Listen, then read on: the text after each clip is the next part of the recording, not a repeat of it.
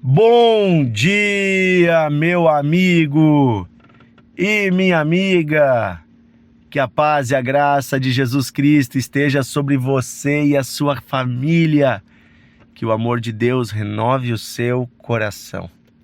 Que a paz de Deus esteja profundamente alicerçada em você.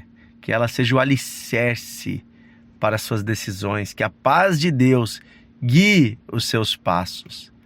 Que o Senhor conduza você em um caminho de paz. Amém? Ontem estávamos meditando aqui no devocional sobre a vida de Estevão, um dos diáconos levantados pela igreja e que vai sofrer forte perseguição por parte dos líderes judeus da sua época.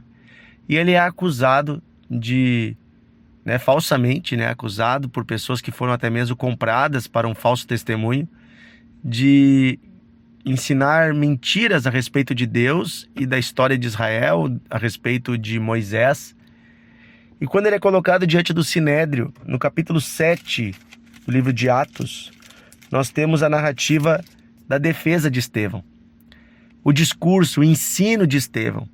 E se você for ler todo o capítulo 7 da carta do livro de Atos, você vai ver que Estevão era um profundo conhecedor da história de Israel e um profundo conhecedor da Bíblia. Ali Estevão vai fazer para nós um resumo de toda a história de Israel, um resumo de toda a história do Antigo Testamento. É interessante como ele vem pegando trecho por trecho. E eu quero hoje meditar com você, nós vamos nos próximos dias meditar nos trechos, em algumas partes, parte por parte desse discurso de Estevão, a defesa de Estevão. Por que ele faz esse discurso? Primeiro, para mostrar que ele não está ensinando mentiras, que ele conhece a palavra e ele ensina a verdade. Segundo, para mostrar que toda a história de Israel conduz até um homem chamado Jesus Cristo. E que então esta história, que vem desde Abraão, desde os tempos antigos, aponta para Jesus. E ele então vai no final chamar ao arrependimento aqueles que estavam ali. Então é interessante porque também em cada pedacinho dessa história nós temos lições. Se você parar para pensar, cada pedacinho da história da Bíblia traz lições para nós. Vamos ler então Atos capítulo 7, versículo 1 em diante, diz assim: Então lhe perguntou o sumo sacerdote: É porventura isto mesmo? O que é que ele estava perguntando? Se é realmente, se você está difamando Moisés e a Deus e ensinando coisas erradas, que é o que havia sido acusado.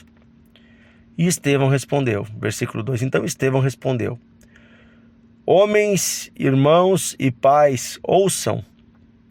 O Deus da glória apareceu a Abraão, nosso pai, quando estava na Mesopotâmia antes de habitar em Harã. Ele disse: Sai da tua terra e da tua parentela e vem para a terra que eu te mostrarei. Então saiu da terra dos caldeus e foi habitar em Harã. E dali, com a morte de seu pai, Deus o trouxe para esta terra em que vocês agora habitam. Nela não lhe deu herança, nem sequer o pedaço de um pé, mas prometeu dar-lhe a posse dela, e depois dele a sua descendência, não tendo ele filho. E falou Deus que a sua descendência seria peregrina em terra estrangeira, onde seriam escravizados e maltratados por 400 anos. Eu, disse Deus, julgarei a nação da qual forem escravos, e depois disso sairão daí e me servirão neste lugar. Ele lhe deu a aliança da circuncisão, e assim nasceu Isaque. E Abraão o circuncidou ao 8º dia. De Isaque nasceu Jacó, e deste os 12 patriarcas. Eu vou parar aqui no versículo 8. Veja, Estevão começa o seu discurso falando sobre um Deus que faz alianças. Um Deus que faz promessas mesmo quando elas parecem impossíveis, ele cumpre as suas promessas. Um Deus que pega um homem que não tinha terras, primeiro que tinha terras, e faz ele abandonar as suas terras. Abraão abandona a terra, abandona sua herança, vai para um caminho que não conhece, guiado por Deus, chegando nessa terra que ele não tem parte nenhuma. Deus diz: essa terra toda será do teu povo. Mas ele nem mesmo filho tem, como teria um povo? Veja, um Deus que não olha para os limites humanos, mas mostra que ele pode do nada fazer tudo. Um Deus que quando promete, cumpre. Sim, Abraão com 100 anos vai ter o seu filho. Sim, Deus cumpre a sua promessa. Deus é fiel. E depois você vê que Deus inclusive prediz que eles seriam, escravizados pelos egípcios, mas que Deus os livraria e lhes daria esta terra. Todas as promessas de Deus se cumprem. Todas as promessas de Deus são fiéis. E este é o primeiro ponto que Estevão está afirmando. Ele está afirmando uma verdade, um conceito, um princípio. Deus não falha em suas promessas. Deus é Deus que olha o futuro e a história. Assim como Deus também prometeu um Salvador. Assim como Deus também prometeu um Cristo, um enviado que levaria sobre si os pecados deste mundo. E Deus prometeu a Israel um rei que reinaria eternamente sobre toda a terra, um reino eterno. Jesus Cristo é o cumpridor dessas promessas. Promessas que Deus fez e que pareciam difíceis e impossíveis. Assim também Deus promete para mim e para você a vida eterna em Cristo, se cremos nele, o perdão completo dos nossos pecados, a vida em abundância com ele. Sim, eternamente viveremos em abundância com ele já agora. Com ele temos todas as coisas. Deus faz promessas. Deus promete ao solitário uma família. Deus promete derramar a sua presença sobre todos que o buscam. E Deus cumpre a sua promessa. Deus promete sustentar aqueles que têm necessidade. E Deus cumpre a sua promessa. Deus é Deus de promessa e de cumprimento. Deus promete e Deus cumpre. Cumpre a nós sermos fiéis na nossa parte. Abraão foi fiel. Ele abandonou a sua terra, sua parentela, saiu de onde Deus mandou ele sair. E a minha pergunta é: hoje você está disposto a sair? Me chama muita atenção essa semana passada o testemunho de um rapaz chamado JP. Ele era funkeiro, ganhou sucesso, fama e dinheiro, produzindo músicas de baixo calão, de funk. Mas ele conheceu Jesus. E em um show, semana passada, ele disse diante de todos que estava abandonando aquela vida, que não seria mais um funkeiro. E levantou uma faixa dizendo: já não sou mais eu quem vive, mas Cristo vive em mim. Ele abriu mão de fama, de dinheiro e inclusive de patrocínios.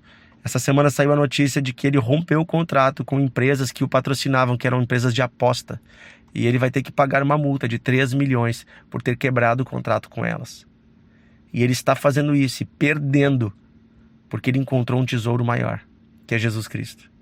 A pergunta é: eu e você estamos dispostos hoje a levar para a cruz coisas que Deus quer que levemos? Estamos dispostos hoje a abandonar terras que Deus quer que abandonemos para que possamos herdar uma herança maior? Para que possamos entrar numa terra prometida? Para que possamos herdar a vida que Deus tem para nós? Será que nós estamos dispostos a deixar para que possamos receber? Ou só queremos somar coisas em nossa vida? Abra mão de tudo que não agrada a Deus. Abra mão de tudo que Deus está pedindo para você abrir mão. E Ele vai sustentá-lo e abençoá-lo. Amém? Querido Deus e amado Pai, eu te agradeço imensamente porque o Senhor nos ama, porque o Senhor perdoa os nossos pecados, porque o Senhor nos livra de todo mal. O Senhor é Deus fiel e bom. O Senhor é Deus amoroso e misericordioso. Eu quero hoje pedir, Pai, em nome de Jesus, que o Senhor abençoe esse amigo e amiga que me ouve, que ouve o devocional, para que ele tome uma decisão de ser fiel ao Senhor. Para que tome uma decisão, Senhor, de abandonar coisas que estão lhe impedindo de receber as promessas. Para que essa pessoa decida sair da terra da sua parentela e andar para a terra da promessa. sair da terra da cultura dos seus pais para entrar na terra da cultura do teu reino. Eu quero pedir, Pai, em nome de Jesus, leva este homem aonde o Senhor quer. Faz na vida dele o que o Senhor quer. Dá a ele a tua paz e a tua direção, Senhor. Dá aos cristãos desses dias o desejo de realmente serem seguidores de Jesus. É o que pedimos, bondoso Deus e amado Pai. Em nome de Jesus.